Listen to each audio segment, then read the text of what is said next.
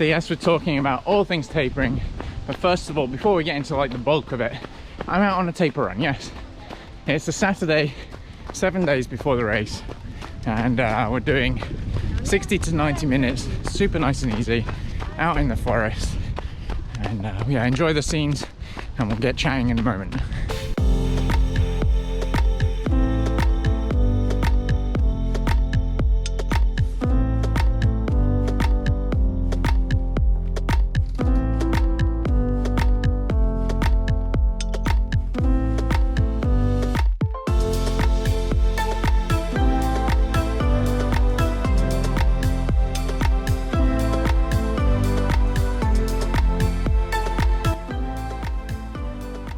Oh boy, that was one hell of a great run.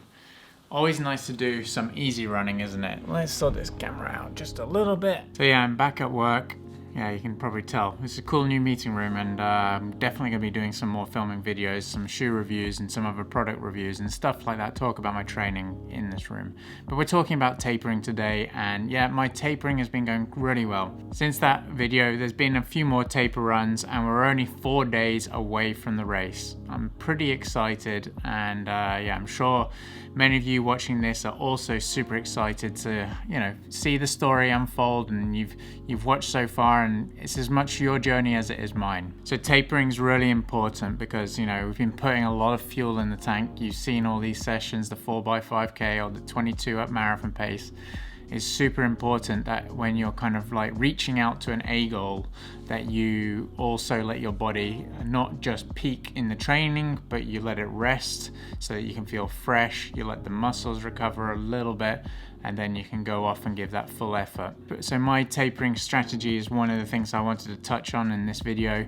And as some of you may know, I've already been following like some training program through Jack Daniels, but also like modifying it with a few little bits and also my own kind of knowledge as well. I've also been surrounded by some great people, and I'm really grateful for all the thoughts and advice that people have helped and give to me. I may not have taken it word for word, but you know, it also helps to plant a seed. So for me, my taper period is 2 weeks long. So that means like in the first week, my aim is to drop my mileage. It's only easy running from here pretty much.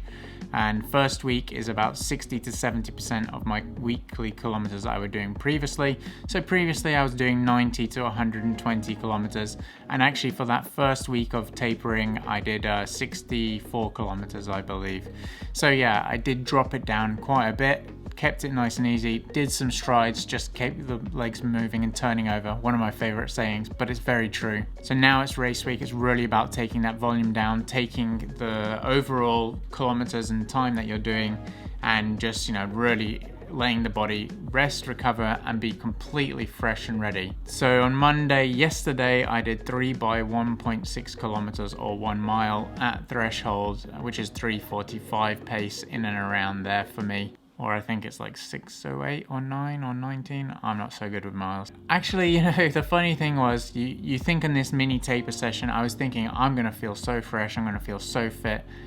It was still hard work-ish, you know, relatively. I mean, it's not easy. I was expecting it after all this training to be like, run out of the park and yeah, it's just like a jogging around the track. No, but I mean, it wasn't hard, but it's not easy. I mean, when is it meant to be easy to run at a hard pace for you? The good sign is there though that I managed to do the mini session with the paces that I was meant to and actually progressed through it and kept the same pacing the whole time. And also when I finished that third rep, that I felt like I could have continued for probably another 5. And also after, normally what I find is that after you've done a session, you have done your warm-up pace here, and then your cool-down pace drops quite a bit. But for me, this time the cool down pace felt like I could, you know, run faster. So that's like a real nice healthy sign to me that, hey, you've done the right training, hey, you've got the tapering going well, and your body responded really well to those kind of mini intervals. The mini intervals, it's about, you know, just getting the throttle revving, pedal to the metal, a little bit of like the engine revving, making sure it's all working. And now all it is about taking it down 60 minutes, 45 minutes, 30 minutes, 30 minutes, and then race day. For me, I'm going with the kind of approach of I prefer to keep running, but maybe, you know, very small. First of all, I enjoy running, so, you know, that do what you love, but also, you know, it's about keeping your mind sanity as well, because sometimes as runners we find it quite hard when we don't run, and you know, going out for 30 minutes, you know, just keeps the body ticking over, but you're not adding any stress. It's more about like recovery in a sense, you know, keeping the body moving, the muscles active that you will be using, but not adding any more stress. So yeah, as we can see, tapering is a super important part of any racing block. You know, we quite often say in training that, you know, the recovery is equally as important as the hard work that you put in. So why put in all this hard work and all these months of training to then, you know, come to the last section and not rest enough to be able to kind of give that full effort on race day. I was going to do a live stream and I missed it last weekend, so I'm really sorry about that.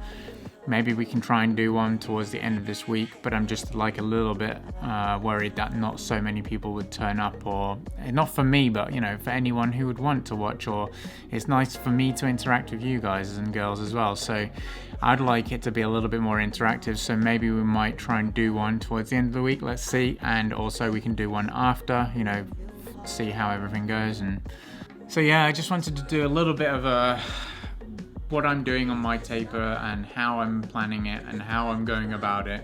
We all have different ways of doing things, training and resting, so hope it's been of some use and value to you. If you enjoyed the video, make sure that you hit the like button, hit subscribe if you're not subscribed already, and the most important thing is happy running.